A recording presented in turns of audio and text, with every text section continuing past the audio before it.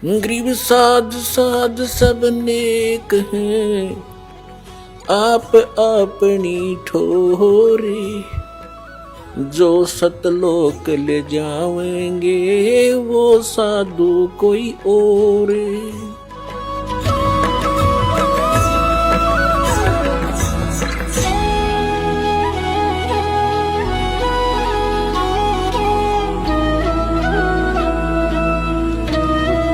और जिनका ये अन्य संत पंथ उन महापुरुषों के भी प्रमाण देते हैं कि वो पार हो गए, वो महापुरुषों की वाणी भी लेते हैं, तो उन्होंने भी कौन से मंत्र जाप किए? फिर ये सब रास्ता साफ हो जाएगा, शंका समाप्त हो जाएगी। शंका समाप्त हुई, भगवान मिला, फिर तो क्रिया करनी शेष रह जाएगी। और वो क्रिया इतनी आसान है, चलते फिरते उठते बैठते भगवान का कभी कितना ही भजन कर लो, काम करते करते, और अंतिम सांस तक साधना करनी है, भगवान साथ लेकर जाएगा आपको सतलोक में। अब देखो, अब हम फिर आगे अध्याय नंबर 4 के श्लोक नंबर 32 पे। अब इसमें है, इस प्रकार बहुत प्रकार के यज्ञ माने धार्मिक अनुष्ठानों की जानकारी ब्रह्मणे मुखे, यहां लिखा गया सच्चिदानंद घन ब्रह्म की वाणी में विस्तार के साथ कहे गए हैं। उन सब को तू कर्म जान, यानी शारीरिक क्रियाओं द्वारा संपन्न होने वाले जान। इस प्रकार तत्व से जानकर उनके अनुष्ठान द्वारा कर्म बंधन से सर्वथा मुक्त हो जाएगा। इस अध्याय नंबर गीता अध्याय नंबर 4 के श्लोक नंबर 32 का सारांश है कि गीता ज्ञानदाता कह रहा है कि एक सच्चिदानंद घन ब्रह्म की वाणी में, जो उस सच्चिदानंद घन ब्रह्म ने यानी परम अक्षर ब्रह्म ने, पूर्ण परमात्मा ने आकर अपने मुख कमल से जो ज्ञान दिया है, वो वाणी मुखे, मुखे माने मुख कमल से उच्चरित वाणी में, मुख से बोले गए उस ज्ञान में वो विस्तार के साथ कहा गया। और उसको जानने के बाद फिर पूर्ण रूप से सभी प्रकार से तो सब कर्मों से मुक्त हो जाएगा। अपुणात्मा ये तत्व ज्ञान है जो सच्चिदानंद घन ब्रह्म की वाणी है। ये सूक्ष्म वेद है, 5वां वेद है, और जिसके विषय में गीता ज्ञान दाता अनभिज्ञ है, कहते उसकी वो जानकारी तो कोई उसका रिप्रेजेंटेटिव सच्चिदानंद घन ब्रह्म का जो दास होगा, उससे परिचित जो संत होगा, वो बतावेगा। उसके लिए चौथे अध्याय के 34वें श्लोक में कहा कि उस तत्व ज्ञान को जो सच्चिदानंद घन ब्रह्म की वाणी में है, जिसको परमात्मा ने, सच्चिदानंद घन ब्रह्म ने, परम अक्षर ब्रह्म ने, सतपुरुष ने स्वयं आकर के बोला है, वो तत्व ज्ञान है। उस ज्ञान को तू तत्वदर्शी संतों के पास जाकर समझ।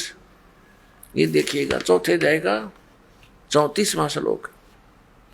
उस ज्ञान को जो सच्चिदानंद घन ब्रह्म ने स्वयं आकर के बोला है, उस ज्ञान को, उस तत्व ज्ञान को तू तत्वदर्शी ज्ञानियों के पास जाकर समझ। उनको भली भांति दंडवत प्रणाम करने से, उनकी सेवा करने से और कपट छोड़कर सरलता पूर्वक प्रसन्न करने से वे परमात्म तत्व को भली भांति जानने वाले ज्ञानी महात्मा तुझे तत्व ज्ञान का उपदेश करेंगे। अपने आत्माओं कितना कंसेप्ट क्लियर कर दिया। गीता ज्ञान दाता अपने से अन्य कोई परम अक्षर ब्रह्म के विषय में कह रहा है कि वो सच्चिदानंद घन ब्रह्म आकर के अपने मुख कमल से ज्ञान देता है, और वो तत्व ज्ञान है। उस तत्व ज्ञान को तू तत्वदर्शी संतों के पास जाकर समझ। उनको दंडवत प्रणाम करने से, विनम्र भाव से प्रसन्न करने से वह तत्वदर्शी संत ज्ञानी महात्मा तुझे उस तत्व ज्ञान का उपदेश करेगी। इससे सिद्ध है कि गीता ज्ञान दाता उस ज्ञान के विषय में नहीं जानता, नहीं तो ये लिखने और कहने की आवश्यकता ही नहीं थी। ये कह देता कि अगले अध्याय में लिखता हूं, उसमें पढ़ ले, इतनी सी बात थी।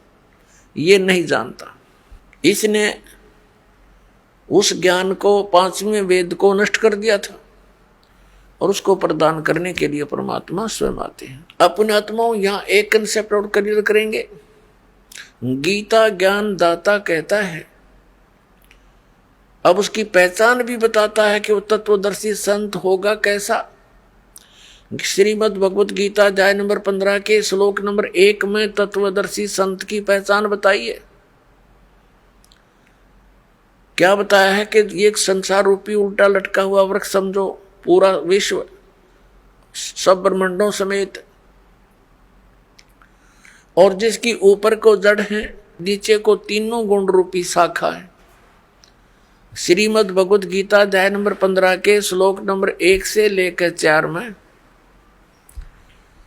ये स्पष्ट किया है, इस उल्टे लटके हुए संसार रूपी वृक्ष की जानकारी दी है।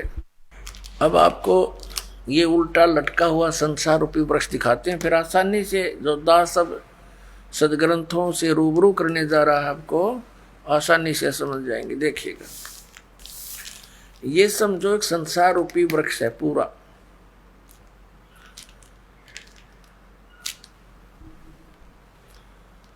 ऊर्ध्व मूलम अधः शाखम। देखिए श्रीमद् भगवत गीता अध्याय नंबर 15 का ये पंचदशो अध्याय यानी 15वां अध्याय, 15वां अध्याय है। ये इसका प्रथम श्लोक है। इसमें कहा कि ऊर्ध्व मूलम अधः शाखम अश्वत्थम प्राहु अव्यम छंदासी यस्य पर्णानि ये तम वेद स वेदवित्। ऊर्ध्व मूलम इसका अर्थ है कि ऊपर को जड़ और नीचे को शाखा। अधः माने नीचे होता है, ये भ्रमित है, इन्होंने गलत कर दिया। अधः माने ब्रह्मा रूप मुख्य शाखा वाले, नहीं। ये दूसरा अध्याय में 15वें अध्याय के दूसरे श्लोक में 2 बार अधः है, अधः अधः। इसका अनुवाद इन्होंने इसके अगले पृष्ठ पे किया है। अधः माने नीचे, अधः माने नीचे, अधः माने नीचे, ऊर्ध्व माने ऊपर, अधः माने नीचे, अधः माने नीचे। तो हम यहाँ इसको शुद्ध कर लेंगे, इन्होंने गड़बड़ कर दी थोड़ी सी, ये बेईमानी करके जान के समझ में ना आई। अब हम फिर 15वें अध्याय के प्रथम मंत्र में फिर आगे हैं।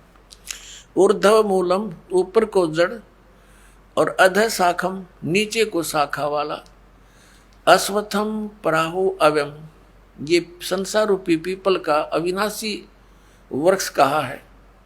छंदासी यस्य पर्णानि इसके जो पत्ते आदि जो हैं, इसके छंद हैं, विभाग हैं, पार्ट हैं। ये तम वेद उन सभी भागों को जो जानता है, तम उन उस अज्ञान अंधकार में छपे हुए उन सब विभागों को जानता है। स वेदवित् वह वेद के तात्पर्य को जानने वाला है, अर्थात वो तत्वदर्शी संत है। ये देखिएगा, आदि पुरुष परमेश्वर रूप मूल वाले, ये भाव कहने का ये है कि ऊपर को जो जड़ है ये वाली, ये ऊपर को जो जड़ है ये तो समझो ऊर्ध्व मूलम तो है आदि पुरुष परमेश्वर यानी परम अक्षर ब्रह्म, ये तो है वो सच्चिदानंद घर ब्रह्म समझो, ये जड़ें तो। और ये तना अक्षर पुरुष, ये परम अक्षर पुरुष, ये तना अक्षर पुरुष। ये देखिएगा, ये पूर्ण ब्रह्म कहो, परमेश्वर कहो, परम अक्षर ब्रह्म कहो या सच्चिदानंद घन ब्रह्म कहो, ये जड़ें हैं। जैसे ये जड़, ओनली जड़, और फिर इसके बाहर जो जमीन से बाहर दिखाई देता है इसको पेड़ बोलते हैं। गीता ज्ञान दाता ने केवल इतना ही कहा कि ऊर्ध्व मूलम ऊपर को जड़ और नीचे को शाखा वाला, ये संसार रूपी पीपल का वृक्ष कहा है। और जो संत इसके सभी छंद यानी विभागों को जानता है स वेदविद, वो तत्वदर्शी संत है। परमेश्वर कबीर जी ने 600 वर्ष पहले आकर कहा था, तत्वदर्शी संत की भूमिका बताई थी अपने सच्चिदानंद घन ब्रह्म की वाणी में अपने मुख कमल से बोलकर। वो ऐसी ही लीला करता है, वेद भी प्रमाण देते। 600 वर्ष पहले लगभग परमात्मा ने बताया था कि अक्षर पुरुष एक पेड़ है जो जमीन से बाहर दिखाई देता, उसको वृक्ष बोलते। अक्षर पुरुष एक वृक्ष है और सरपुरुष वा की डार, जिसको निरंजन भी कहा है, ज्योति निरंजन। और तीनों देवा, रजगुण ब्रह्मा, सतगुण विष्णु, तम गुण शिव जी, तीनों देवा शाखा हैं और पात रूप संसार। अब गीता ज्ञानदाता कहता है कि जो इस संसार रूपी वृक्ष के जो ऊपर को जड़ नीचे को शाखा वाला उल्टा लटका संसार रूपी वृक्ष है, जो इसके सभी छंद यानी सभी विभागों को बता देगा, वो तत्वदर्शी संत है, वो वेद के तात्पर्य को जानने वाला है। अब देखिएगा, परमात्मा ने 600 वर्ष पहले बता दिया था कि अक्षर पुरुष एक पेड़ है, ज्योति निरंजन यानी सरपुरुष वा की डार, और तीनों देवा शाखा है, ये पात रूप संसार। अब देखो, परमात्मा ने बताया कबीर अक्षर पुरुष एक पेड़ है, निरंजन वा की डार, इसको सरपुरुष भी कहते हैं, ज्योति निरंजन को। और तीनों देवा, रजगुण ब्रह्मा, सतगुण विष्णु, तम गुण शिव जी रूपी शाखा है, ये पात रूप संसार। ये देखिएगा, ये क्योंकि ये जमीन से ये प्रोक्ष है, पूर्ण परमात्मा तो गुप्त है। जमीन में जैसे जड़ प्रोक्ष होती है, जमीन में जैसे जड़ प्रोक्ष होती है। अब ये तना, ये अक्षर पुरुष है, अक्षर पुरुष एक पेड़ है, और सरपुरुष वा की डार, ये मोटी डार। सरपुरुष कहो, ज्योति निरंजन कहो, काल ब्रह्म कहो।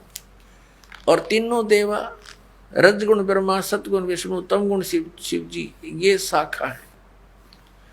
और पात रूप संसार,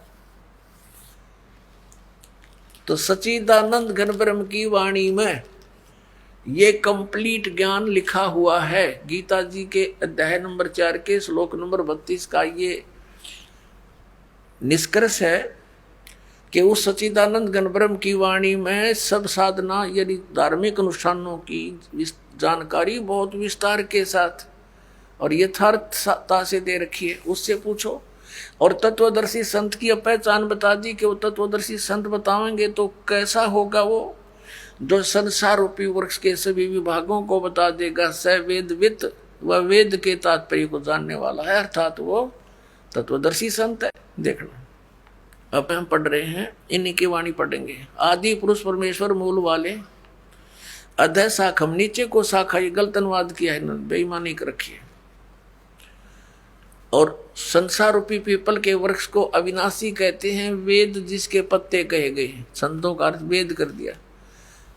और उस संसार रूप वृक्ष को जो पुरुष मूल सहित जड़ से लेकर और पत्तों तक, ये समझो, मूल सहित तत्व से जानता है, स वेदवित, वह वेद के तात्पर्य को जानने वाला है। वो तत्वदर्शी संत है, वो वास्तव में ज्ञानी तत्वदर्शी संत।